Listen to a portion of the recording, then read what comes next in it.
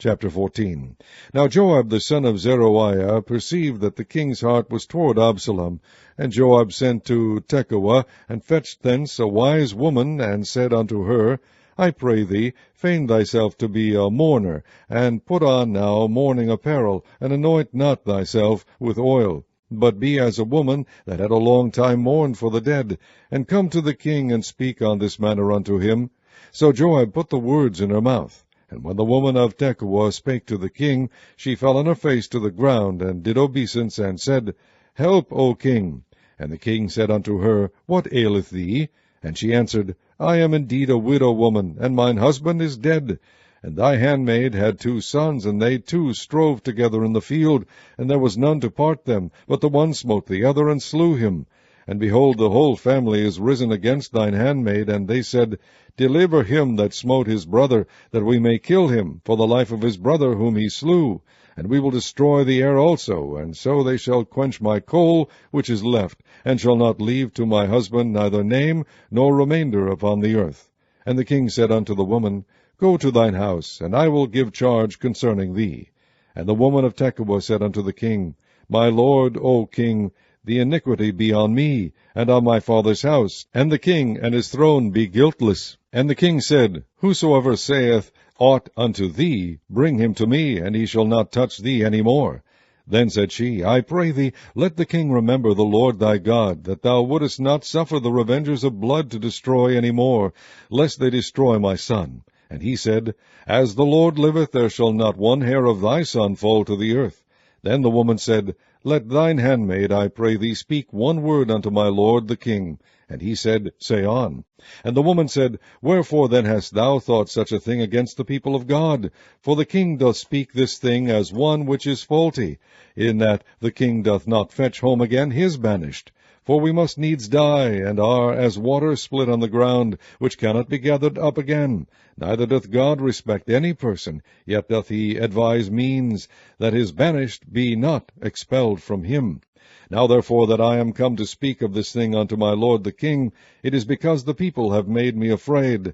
And thy handmaid said, I will now speak unto the king. It may be that the king will perform the request of his handmaid, for the king will hear to deliver his handmaid out of the hand of the man that would destroy me and my son together out of the inheritance of God.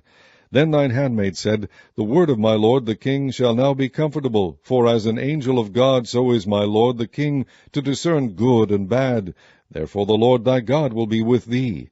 Then the king answered and said unto the woman, Hide not from me, I pray thee, the thing that I shall ask thee. And the woman said, Let my lord the king now speak. And the king said, Is not the hand of Joab with thee in all this? And the woman answered and said, As thy soul liveth, my lord the king, none can turn to the right or to the left from aught that my lord the king hath spoken. For thy servant Joab, he bade me, and he put all these words in the mouth of thine handmaid. To fetch about this form of speech hath thy servant Joab done this thing, and my lord is wise, according to the wisdom of an angel of God, to know all things that are in earth. And the king said unto Joab, Behold, now I have done this thing. Go therefore, bring the young man Absalom again. And Joab fell to the ground on his face, and bowed himself, and thanked the king. And Joab said, Today thy servant knoweth that I have found grace in thy sight, my lord, O king, in that the king hath fulfilled the request of his servant. So Joab arose and went to Geshur, and brought Absalom to Jerusalem. And the king said, Let him turn to his own house, and let him not see my face. So Absalom returned to his own house, and saw not the king's face. But in all Israel there was none to be so much praised as Absalom for his beauty. From the sole of his foot even to the crown of his head there was no blemish in him. And when he polled his head, for it was at every year's end that he polled it, because the hair was heavy on him, therefore he polled it, he weighed the hair of his head at 200 shekels after the king's weight. And unto Absalom there were born 3 sons and 1 daughter, whose name was Tamar. She was a woman of a fair countenance. So Absalom dwelt 2 full years in Jerusalem, and saw not the king's face. Therefore Absalom sent for Joab to have sent him to the king. But he would not come to him, and when he sent again the second time, he would not come.